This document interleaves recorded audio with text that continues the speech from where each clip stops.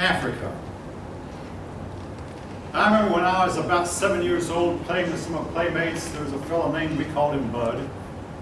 We were talking about Africa and he said Africa's a jungle. Well, only a small part of Africa is jungle. Most of it is desert. There is a lot of grassland, but the area around the Congo is extremely dense jungle. Africa has more natural resources than any other place on earth, with Russia, I understand, being number 2. I mean, I've heard that about Russia, but Africa is the richest place in natural resources. The east part of Africa is often called safari country. They have a whole lot of snow-capped mountains and lakes, grasslands populated by a big variety of wildlife. More varieties of wildlife, at least large wildlife, large like elephants, giraffes, wild beasts, and hippopotamuses. More of those large animals are found in Africa than are found anywhere else. A lot of people believe that mankind began in Africa, particularly in the Kenya region of Africa, that's East Africa, around Lake Victoria. The famous jungles of the Dark Continent lie in the Congo region, and folk, a lot of the Congo region is unexplored, and I will tell you this, I mean, I've told you how that I have a difficult time going to sleep at night. I've completely learned I can prop up my computer next to the bed and listen to YouTube videos. And one of the videos I listened to talks about dinosaurs and how that they believe that dinosaurs are still there located in the Congo region. The natives describe them, and the natives will draw them, and they look like a lot of the bones that we have found. Again, a lot of American scientists will refute it. Biologists say, no, the dinosaurs have not survived for 65 million years. Well, personally, I think they are there, but that's something else. All right. At one time, we thought Africa had no history, but we are slowly reconstructing a history of the region. We've used several sources. Of course, number one, we trace the trails. We also look at what other people who visit outside said about them. Europeans would sometimes venture across the Sahara Desert deep into Africa, and Chinese people oftentimes would take their large ships and go into Africa, and sometimes go pretty deep into Africa. Archaeology, again, we're doing a lot of reconstructive archaeology. Some of them had writings, but we have not been able to decipher them owing to the fact that we don't have enough of them. In other words, I can't emphasize enough, deciphering an ancient writing, you have to have a lot of text. We deciphered the Mayan writing, we deciphered Greek Linear B, we deciphered the Sumerian writings, and about the Sumerians, I mean, we have lots and lots of text. We deciphered the Persian writings thanks to a Rosetta Stone. The Rosetta Stone was written in 3 languages, and we knew one of the languages. That means, and it turned out the other 2 were saying the same thing, so we were able to learn 3 languages. We had 2 other languages we didn't know before. Also, they left a lot of paintings and carvings, and the paintings and carvings tell us something about their life, but they also passed a lot of their history down by word of mouth from old man to young man, not necessarily father or son, but they would gather around their campfires, and some old man who was an excellent storyteller would tell a story about what he had learned from his elders when he was young, and these stories were passed down. Again, we don't know how much of them we can believe. But some people believe that we ought to simply write these stories down, copy them, and who knows, they might tell us a lot about African history if we could. Some of this, what they say, is taken seriously by modern scholars, or at least by some modern scholars.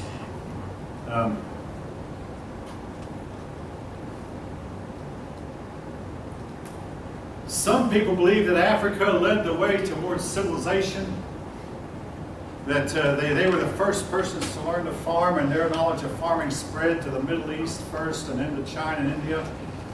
We do know that there was a lot of trade going on between Africa and the Far East owing to the fact that and the one place in the world where the winds are always favorable is between Africa and the Far East. For 6 months of the year, the winds are always blowing east. Then the winds shift, and for 6 more months, the winds are always blowing west. And this has been going on for thousands of years. And a sailor just simply has to learn, well, when can I go east? So he'll go east, go to the Far East from Africa. Then when the winds change, turn around and go from the Far East back to Africa. And a lot of African ideas then spread into distant places. And it's known now that Africa was far more involved in the world than we realized. A lot of African iron, if Sir Lancelot even existed, the chances are the armor he wore might have come from Africa. The sword he used might have come from Africa.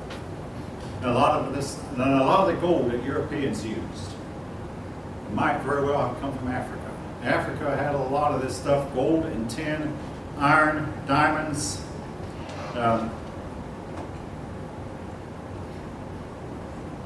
Some people even think that Nubia was a country just south of Egypt, may have been civilized before Egypt was. And Nubia and Egypt influenced each other. They traded. Eventually Egypt conquered Nubia. Then Nubia broke away and became the kingdom of Cush. And the Cushites even conquered part of Egypt for a while, and it's known as one of the Pharaoh dynasties. Pharaohs numbered their dynasties, first dynasty. So one of the dynasties was a black dynasty.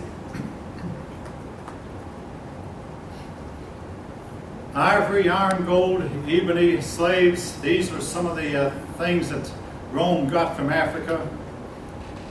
They had to cross this vast Sahara Desert. It's known that at first they used donkeys, then they used camels.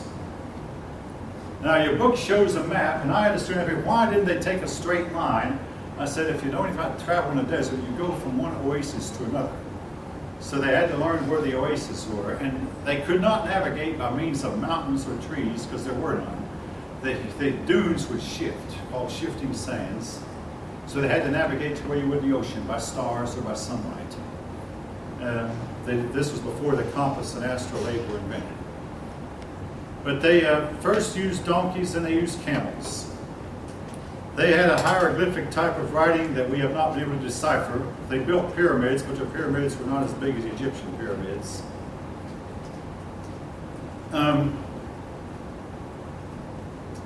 Axum was another one of their kingdoms. Now, I'll tell you what, you don't worry about the names of these kingdoms so much. I do want you to remember Sheba. Now, the name of the site, in the Bible, Solomon was visited by the Queen of Sheba, and historians have been saying ever since, now who was this Queen of Sheba? Some say she was Queen Hatshepsut, the Queen of the Egyptians, called Hatshepsut. That Sheba was a corruption of the Hatshepsut. Yeah, Sheba was a corruption of Hatshepsut. Others are saying, like your book is, that the kingdom of Saba was in Arabia, and the queen of Saba was actually the Queen of Sheba, and she came up from Arabia to hear the wisdom of Solomon. Axum eventually conquered Cush. Oh yeah, and the rulers of Axum claimed to be descended from Solomon, that Solomon had a liaison with the Queen of Sheba. And the line that they started was to go on until 1974. And in other words, when I was about 25 years old, the last of these monarchs named Haile Selassie was overthrown. Now, most of you have probably never heard of Haile Selassie. You probably have, yeah. Jamaican, because he was highly regarded among the Jamaicans. My brother told me about him. Among some of the Jamaicans. And he visited Jamaica one time, but and of course, here's what my brother said about it. He said that the Jamaicans, they thought highly of him, but then when they saw him, they didn't like him because he was harder than they expected to be. If you know differently, you're welcome to say so. Anyway, that's what my brother told me.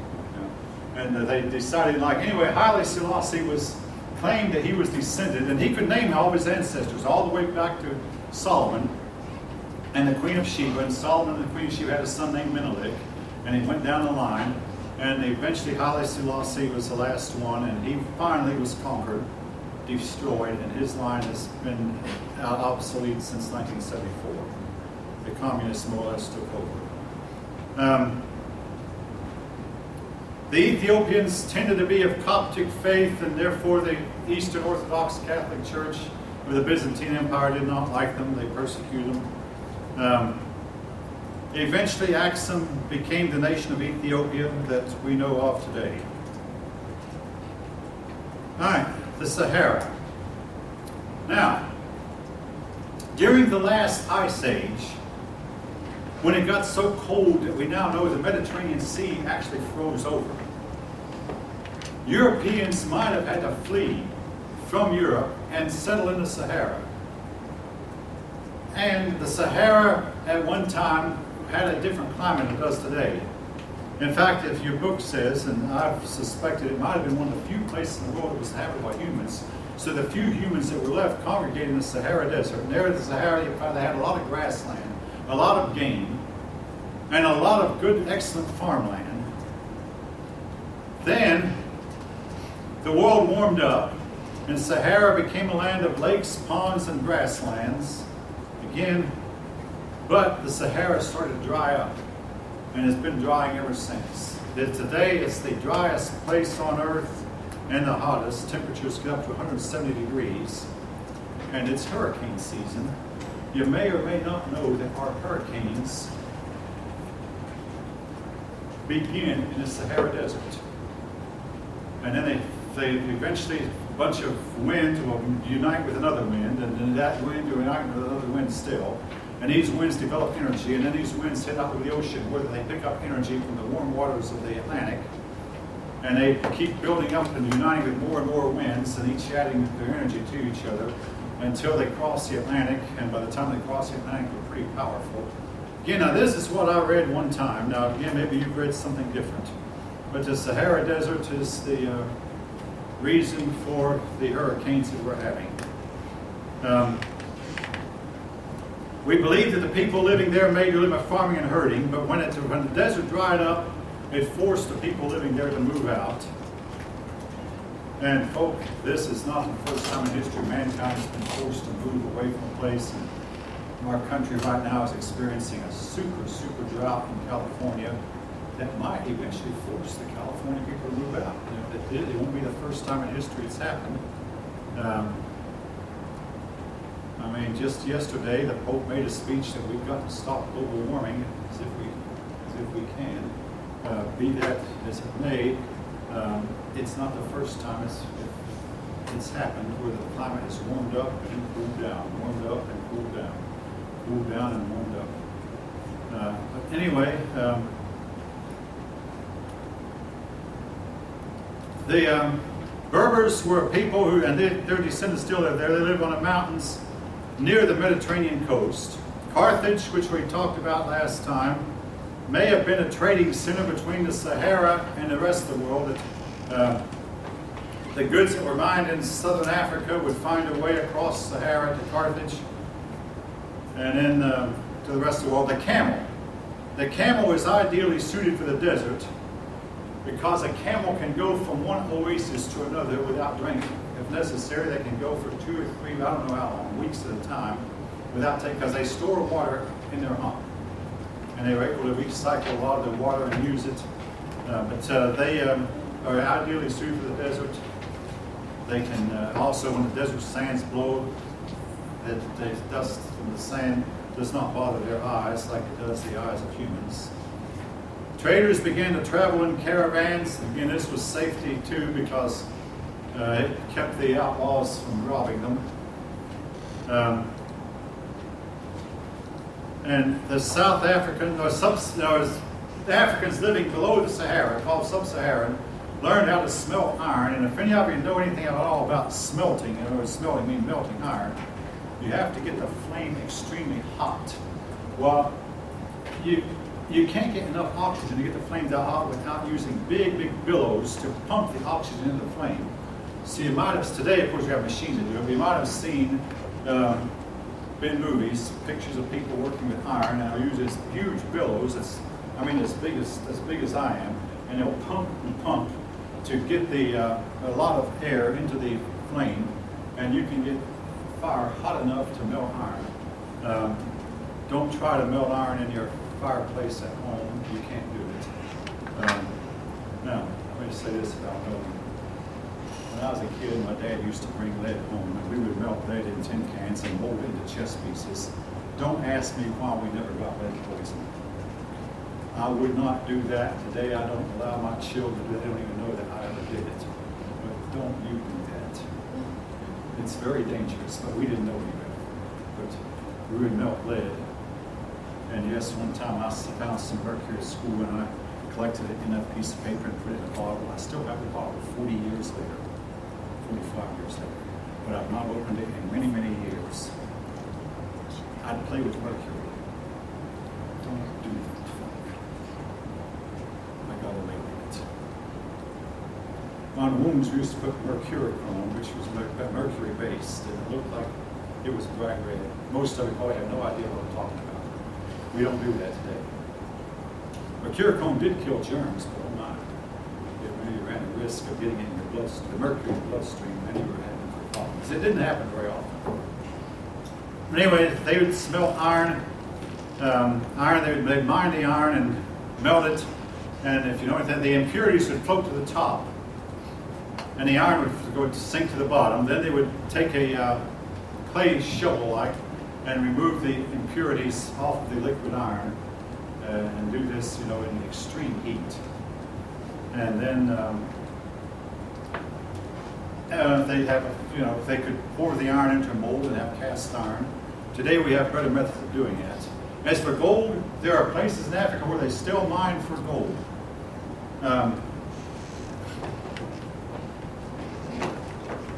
Gold mining is, it's not just gold mining. They go to a stream, and it's like our Western America, you would pan for gold. You would centrifuge or spin the pan, and the gold being heavier than most of it would flow to the outside, and the other elements would stay inside. But they would separate the gold from the other elements that would be of a different weight. And the Africans still do this. And again, one of the YouTube videos I watched was about an American who went down deep into a mine, and it was extremely hot down there, but he was able to dig up some dirt. But then when they brought the dirt to the surface, they tried to pan it for gold.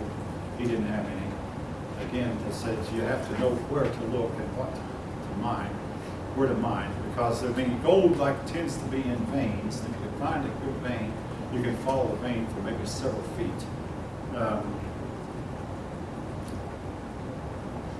Africa, we once believed that perhaps there was that Africa went all the way around the globe and did not end, but eventually it was learned that one could sail around Africa after it did come to an end. The Bantu, they're important because their descendants are still there. They migrated from the western part of Africa to the east. They live by farming mostly, tribes. Mostly a tribe is an extended family, but sometimes unrelated people that get kicked out of one tribe and might take part in another, or they might be captured in war and taken captive in war and become part of a tribe, or sometimes to make peace, a person will give a member of, hey, we'll give you a member of our tribe to remind you of the peace treaty, and you give us a member of your tribe. So they would exchange tribal peoples.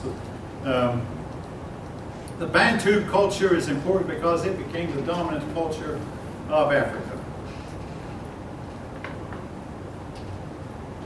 When the Arabs took Egypt, many Coptic Christians sided with the Arabs because they felt like they'd be welcome. And for many, many hundreds of years, Coptic Christian and Arabs got along really well. Now that has changed lately.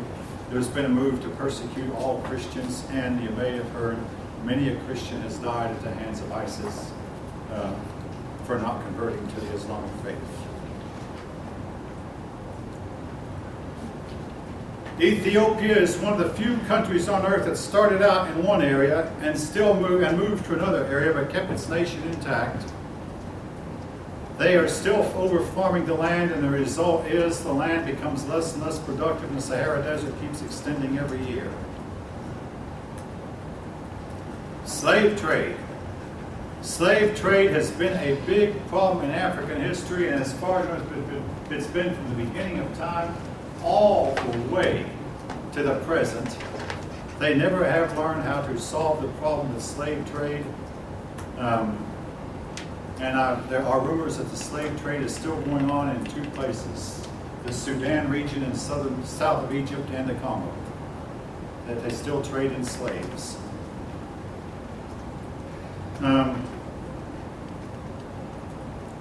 Ghana, again, this is something that you find among the tribal peoples, and we find it among the Indians living here.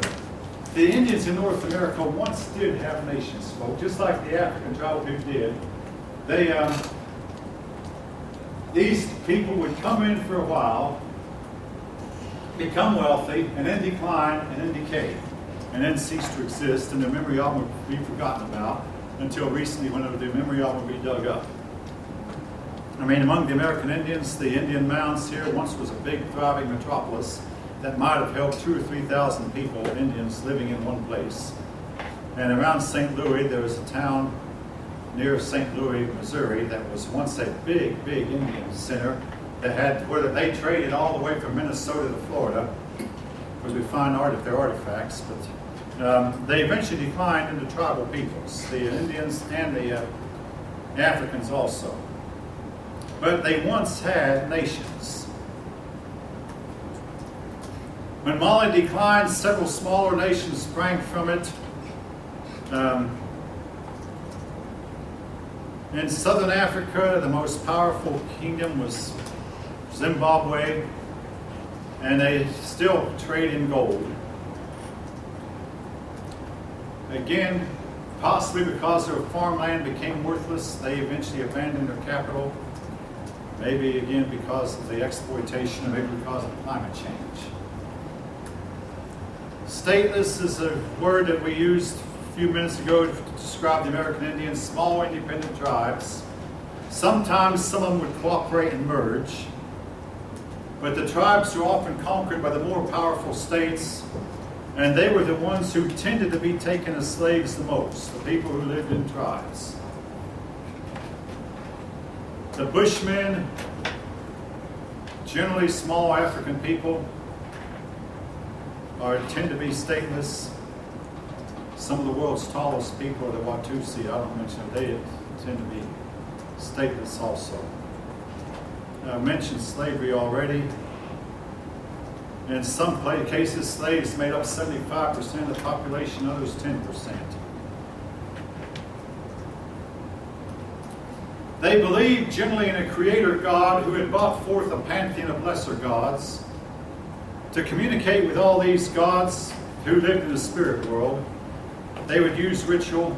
Drum beat was a part of it too. Ritual, music, xylophone.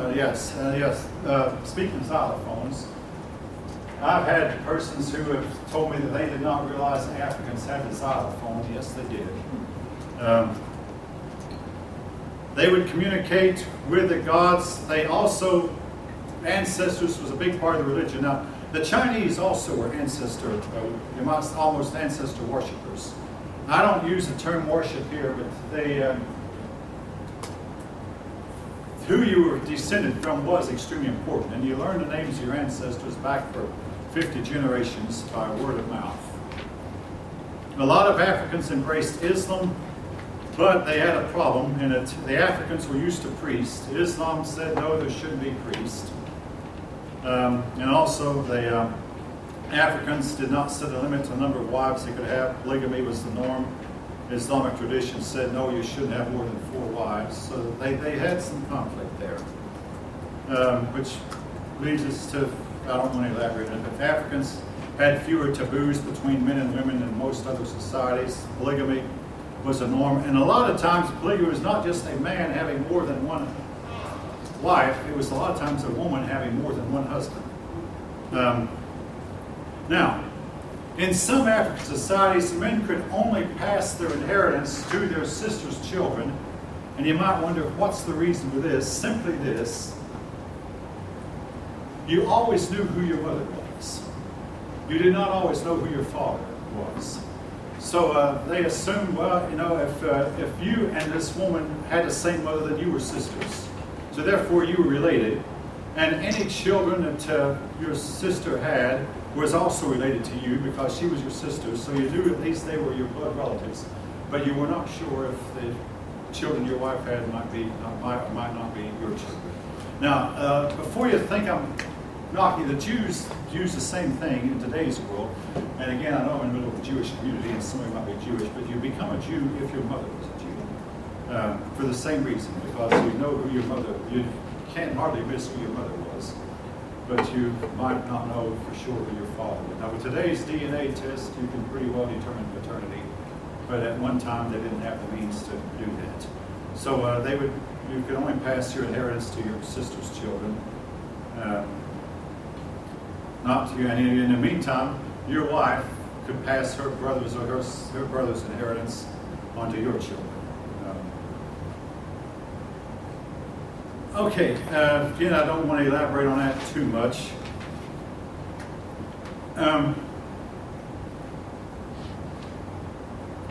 Art and music, mostly religious. They had a lot of emphasis was placed on sculpture. Again, African art placed a lot of statues, a lot of sculpture.